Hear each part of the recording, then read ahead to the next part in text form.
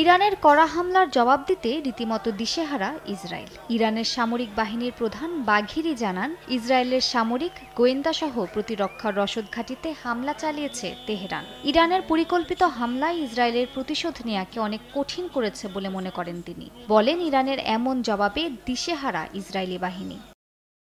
বাঘেরি Israel এবং তার সহযোগীদের যে কোনো অন্যায়ের বিষয়ে সতর্ক করে বলেছেন, ইরানের বিরুদ্ধে যে কোনো হুমকি দেশটির সশস্ত্র বাহিনী কঠোর জবাবের সঙ্গে মোকাবেলা করবে। অন্যদিকে ইসলামিক রেভলিউশনারি গার্ড কর্পস বা আইআরজিসির প্রধান বলেন, অপারেশন ট্রু প্রমিস গণহত্যার প্রচারক ইসরায়েলের জন্য একটি দৃষ্টান্তমূলক শিক্ষা।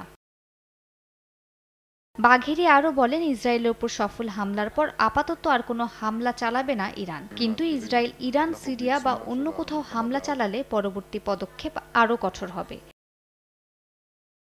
মালিহা সুহরাওয়ার্দী, সময় সংবাদ।